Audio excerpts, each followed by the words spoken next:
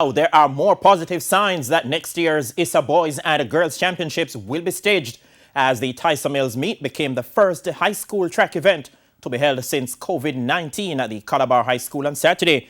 But one veteran coach is still lamenting the government's approach to the sport. Jordan Fort reports.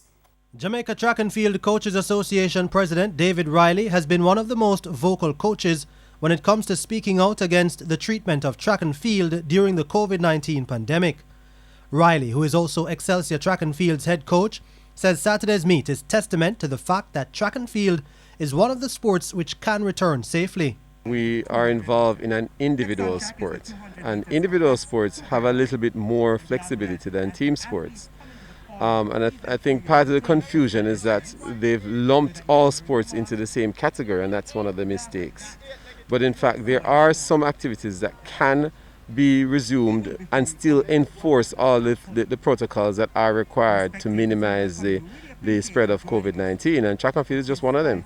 A 3-page COVID-19 checklist with protocols for the entire competition area was being used as a guide for the meet. And J3's president, Garth Gale, says the governing body extended extra resources to help enforce them. Well, we have been sending out the protocols. We have at strategic points, members of our executive, we have vice presidents here, and other members of our executive that are also lending and helping hand. And we are doing our COVID, we have our COVID checklist. And so the meet promoter is aware of that.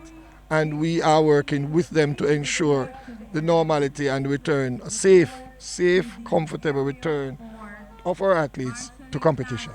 Officials could be seen spraying the blocks and the start and finish line area, while spectators and even athletes were seen wearing masks prior to taking the track. Millard Dunbar is the meet organizer.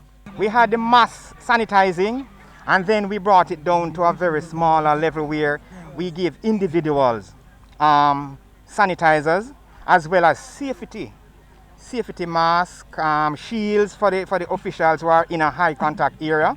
And that was a definite plan to ensure that the safety of the meet is paramount.